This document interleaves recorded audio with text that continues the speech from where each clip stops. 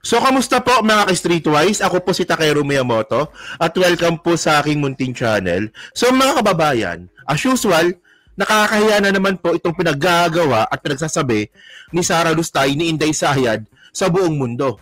Kasi po, meron siyang interview sa isang media sa Russia na ang sabi ni Sara, kaya daw po nagkaroon ng impeachment trial laban sa kanya kasi daw po, siya raw po yung frontrunner sa 2028 election. So, ibig sabihin nun, pinagkakalat ni Sara sa buong mundo na hindi accountability, hindi siya magnanakaw, at pinag-iinitan lang daw po siya ng gobyernong ito. Ang kapal ng face. So, ibig sabihin malinis ka? So, ibig sabihin wala kang ninakaw? Mapapatunayan lang yan mga kababayan sa pamamagitan nga po ng impeachment trial. Oh, so ito para makuha natin yung point, no? Ito yung balita from... Saan ba to? Ngayon.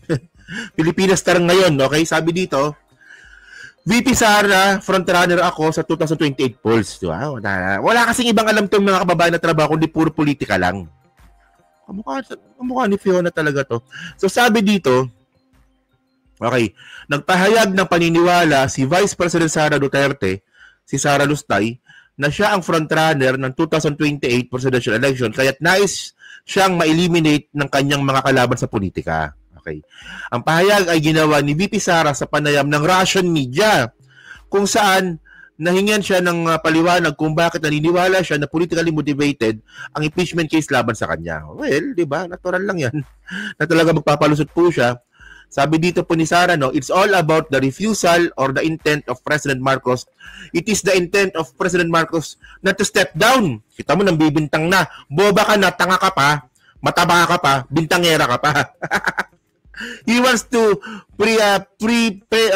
perpetuate himself or his family in power. It is clear from the move of this administration against political opponents ayon kay VP Sara. So sinabi niya to sa foreign media ito, no? Sa Russian media. Dagdag pa ni Sara, because I am the frontrunner in the presidential race in 2028, the survey shows that I think they want to eliminate as the frontrunner. So ngayon, may bintang si Sara Duterte kay PBBM na ayaw daw po bitawan ni Presidente Bongbong Marcos yung pagiging presidente. So baka ipasa niya lang daw po ito sa iba, mga kamag-anak daw po ng Marcos. So sa tingin niyo ba, no, kanino ipapasa, no, nakapamilya ni PBBM yung presidency?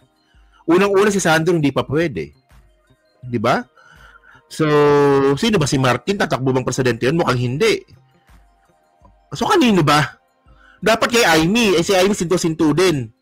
Dapat nga, in the first place, mga kababayan, dapat kay Sara talaga.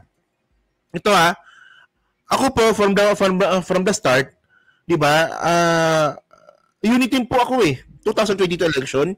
So, unit team po ako. At ang kumakalat po talaga na balita sa amin, na pagkatapos nga po ni PBBM na maging presidente, ang itataas po na kami ni PBBM, si Sara. O, di ba? Ikaw talaga, Sara, gusto itaas ng kami ni PBBM, napapalit sa kanya. Yun nga lang, na-expose po talaga na tanga ka. Isipin niyo mga kababayan, in the first place, dapat wala naman talagang impeachment trial na mangyayari. Yun nga lang po, no, sa bawat tanong nga po kay Sara Duterte about sa paggastos niya sa confidential fund, hindi niya po sinasagot ng maayos. Oh, so no choice po talaga kundi magkaroon ng trial para malaman po natin yung katotohanan. So, para po kay Sara Duterte, yung sinabi niya nga po dyan sa media sa Russia, it's not all about accountability. It's all about politics, sabi niya. So, ibig sabihin nun, di ba sinisiraan ni Sara yung proseso at yung konstitusyon ng Pilipinas sa buong mundo. Na di ba? Ay nalabas yan pero mas maganda mga babae na may video dito, panoorin natin. Ito yung sinabi ni Sara Wait lang. Ito. Sige. Diyan nyo to. President Sara Duterte na paraan ni Pangulong Marcos. Wait. Yan. Ito. Yan. Ito. Sige. Naniniwala si Vice President Sara Duterte na paraan ni Pangulong Marcos ang pagkakakulong kay dating Pangulong Rodrigo Duterte para pahinain siya. Paniwala niya siya raw kasi ang frontrunner para sa 2028 presidential elections. They think that if they take Boba talaga, no? Alam naman po natin mga kababayan, no? Na wala na talagang ibang choice si PBBM kundi ipaaresto na nga po si Digong. Kasi po nanggugulo na po siya sa Pilipinas. Diyos ko naman, Sara, ayun ba, hindi nyo ba nakita yun? Buwakan ng ina kayong mga Duterte kayo, pati kayong mga DDS kayo, hindi nyo nakita yung panggugulo ni Digong. Hindi nyo nakita yung maisog rally. Hindi nyo nakita yung destabilization. Hindi nyo nakita yung tinitipon na po ni Duterte, yung mga sundalo, especially po yung mga retired. Hindi nyo nakita yun. Na yun po panggugulo. Tanga pala talaga itong mga to. Tapos ngayon, ayan pa magiging dahilan mo nung tinanong ka sa international media. Alam niyo, ayan ang problema sa mga bobong mga digos, mga kababayan eh. Tayo po nagiging fair po tayo. Di ba? Malinaw naman po mga kababayan na nanggugulo po si Digong. Ayaw niya magpaawat. Total, si Digong naman mamamatay tao. So wala na po talagang choice si PBBM, kundi talagang ipa-arresto na po si Digong. Parang gano'n na lumalabas ha, di ko sasabi. Pero gano'n po talaga. Kasi in the first place mga kababayan, hindi naman po talaga kikilos yung mga secretaries po na yan. Sila Boying Rimulya, sila Torre, kikilos ba ng walang basbas ng Malacanang? Come on. Kasi ang frontrunner para sa 2028 presidential elections. They think that if they take out former President Duterte, they will weaken me because it's one brand, it's one family. I am the front runner in the... And na kaya siya nag-i-English dito mga kababayan kasi nga po ang kausap niya dito, Russian media. Confident, no? Alalala. Parang bata magsalita. They will weaken me because it's one brand, it's one family. I am the front runner in the presidential race in 2028. The survey shows that. And I think they want to eliminate the front runner. It is the intent of President Marcos not to step down. Ayan na, so sinasabi niya nga po no, na hindi daw mag-step down si PBBM sa presidency. So unconstitutional po yun. Tandaan niyo mga kababayan, no? Ako gusto ko po si PBBM na magpatuloy. No, hanggat malakas siya. In my own opinion hanggang 2028, 2029, 2030, ako pabor sa akin yun. Pero kung lalabag po siya sa konstitusyon natin, malamang isa na po ako sa hindi papabor doon. 'Di ba? Kasi po tayo po naniniwala po sa due process at saka sa rule of law. No, kung ko dito. Actually mga kababayan, paano magagawa ni PBBM na magpatuloy sa pwesto kung pinagbabawal po ng konstitusyon? Ayun yun Ako gusto ko. Honestly, ako gusto ko magpatuloy si PBBM hanggang nalagpas 2028. Pero walang ibang dahilan kung hindi po magkakaroon ng charter change. Kung walang charter change mga kababayan, at magpapatuloy po si PBBM sa pagiging presidente niya, so makakagulo po talaga yan. Maraming hindi papabor. Diba? At least you get the point. Gusto ko maging presidente si PBBM tuloy-tuloy basta nababase po ito sa batas na walang lalabaging batas. Ganun po tayo. Ngayon yung sinasabi ni Sara na ayaw daw po mag-step down ni Presidente Bongbong Marcos sa pagiging presidente. Saan mo nabasa sa konstitusyon na pwede yun? Boba ka talaga, buha ka ng ina ka. Di ba, ang bantot-bantot mo na, no? Ang taba-taba mo pa. Boba ka pa. Nagkakalat ka ng kababahan sa buong mundo. Boba men. Siyempre, mga kababayan, yung international media naman, at saka yung mga simpleng mamamayan ng ibang bansa, wala naman silang alam sa konstitusyon ng Pilipinas Grabe pag mislead dito. Tingnan yung mukha nito, sarap sampalin ng wala yun. Sarap sampalin yung chinelas. Yung chinelas, ang laki ng chinelas ko. Size 13 yan. Sampal ko sa'yo to sige. To eliminate the front runner. It is the intent of President Marcos not to step down. He wants to perpetuate himself or his family in power. Sinabi po yan ni Sinungaling talaga to, no? So ayan po yung interview niya sa Russian media. VP Sara sa isang Zoom interview sa State News Television ng Russia. Giit niya, intensyon daw ni PBBM ang pagpapatalsik sa kanya sa pwesto. Ayaw raw kasi ng Pangulo na mawala sa mga Marcos ang kapangyarihan. Ito raw ang mga paraan ng administrasyon para tuluyang mapahina ang mga Duterte. So, kita nyo, di ba? Ang tanong nga natin dito, kung ayaw ni PBBM na mawala sa mga Marcos ang kapangyarihan, sinong papalit kay Bongbong Marcos? So, sino? Sino ba? Sino kapamilya ni Bongbong Marcos ang pwede pumalit sa kanya? Si Lisa Marcos, si First Lady, ayaw nga ng politika nun. Si Martin mukhang hindi tatakbo. O mukhang ayun ang lumalabas ha. Hindi tatakbo si Martin. So sino ba? Ay, Diyos ko, Sara. So ngayon mga babayan, no, syempre, mga ganyan klase mga katangahan, to the rescue palagi itong si Yusik Claire Castro. So sabi ni Claire Castro dito, tingnan nyo ha. Ito. Sara claiming 2028 poll frontrunner at diversionary tactic in Malacanang. Sabi ni Claire Castro. So sabi ni Claire dito, wait.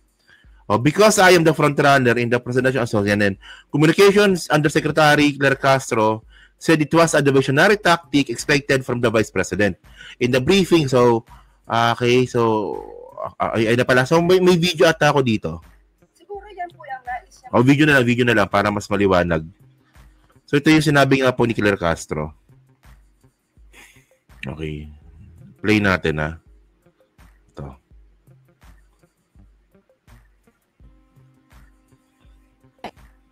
Yan. Maging naratibo, ipakita sa taong bayan. Pero nawawala po yung issue patungkol sa kanyang accountability tungkol sa confidential funds at iba't iba pang mga complaints na napapaloob sa articles of impeachment.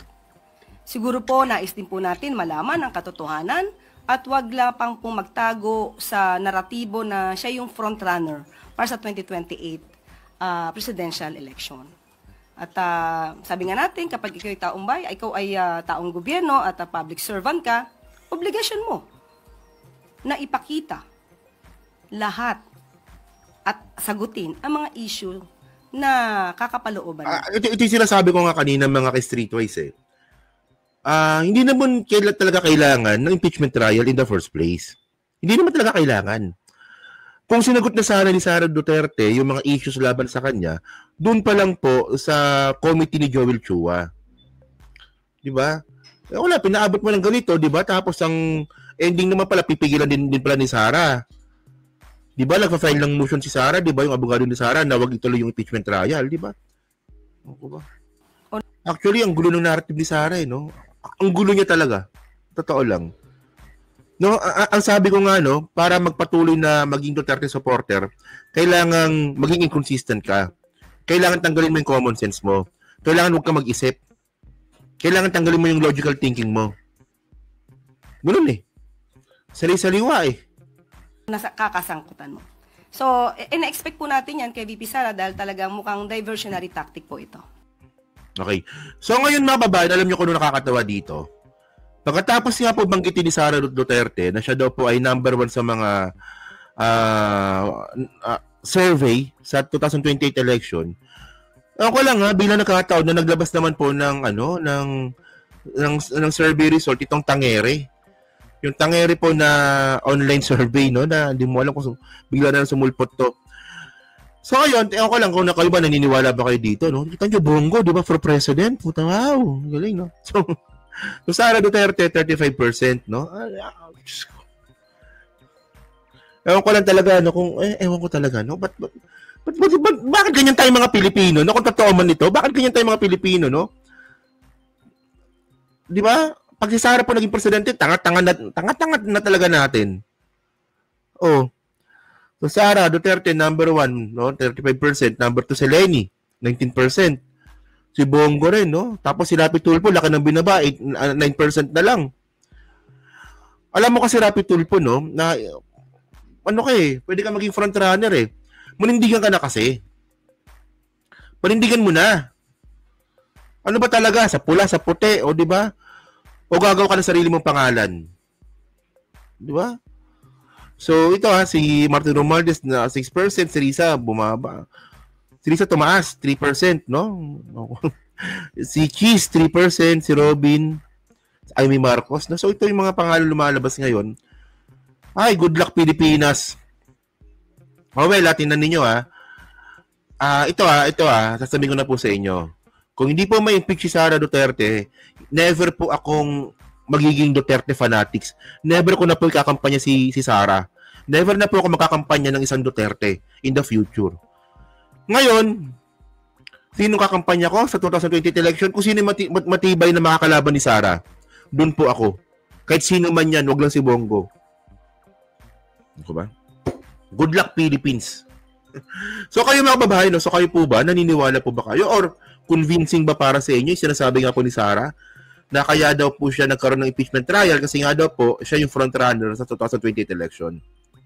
O nakakapalan kayo ng muka. Yun, so pa-comment lang po sa baba, binabasa ko pong lahat yan. At syempre dyan po sa Team Replay, pa-like, pa-subscribe. Kung hindi na makalabisan, pa-share na rin po ng video po na to. So thank you mga ka-Streetwise, kita na lang ulit tayo sa susunod nating content. So thank you, salamat, and bye-bye.